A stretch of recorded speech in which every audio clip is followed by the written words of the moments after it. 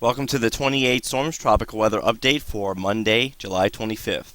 We continue to be in a very slow period.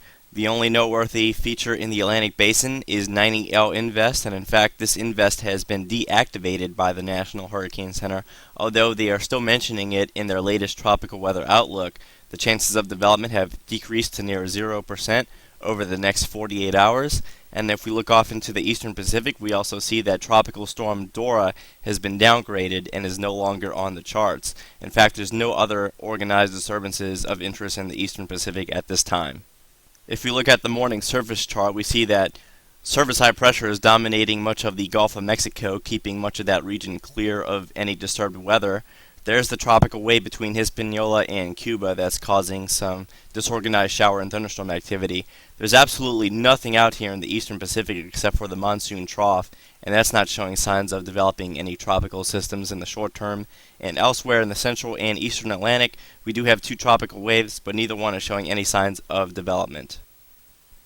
Here we go, looking at the latest visible imagery. As you can see, the remnants of 90L Invest to the south of Cuba are not that impressive whatsoever. If we turn on the latest enhanced infrared, we see that much of the convection is being left behind to the east of Jamaica, and that's thanks to a lot of upper level wind shear. You can see that there's a mid to upper level trough over much of the western and central Atlantic, and there's also an upper level low situated just to the east of the Florida Peninsula, and that associated mid to upper level trough associated with the upper level low is also draped across much of northern Cuba, so we're still seeing a lot of wind shear.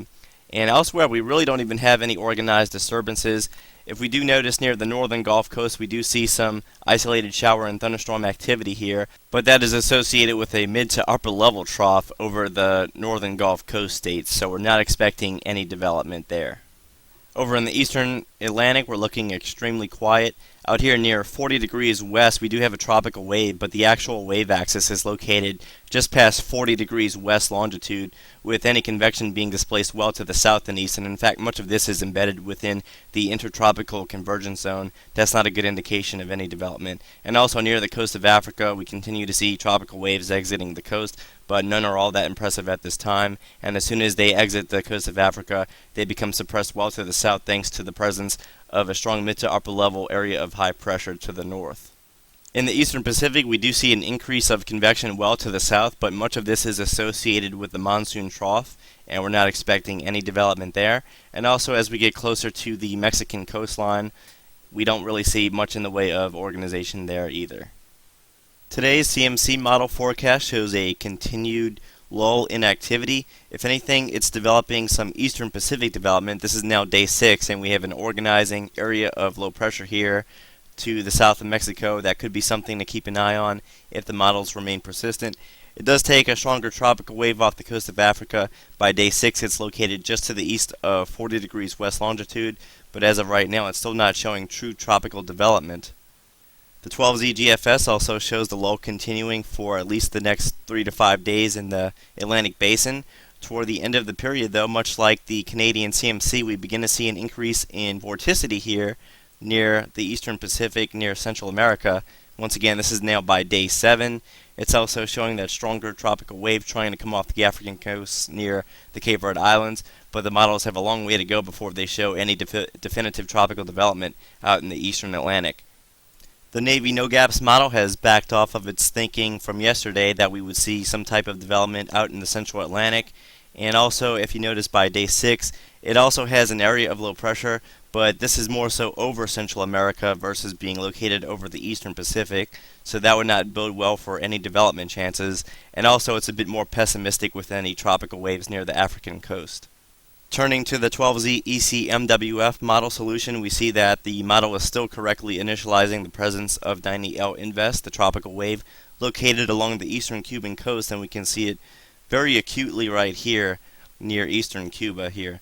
And then by 24 and 48 hours, we see that the tropical wave is now just to the north of the Yucatan Peninsula. By day 3, it's continuing to move off toward the west-northwest. And by days 4 and 5, it steadily moves into the upper Texas coastline with no development, while much of the remainder of the Atlantic Basin is still quiet. By day 6 and day 7, we do see an increase in low pressure over the Yucatan Peninsula and Central American coastline down here, but nothing organizing, with much of the low pressure being situated over land.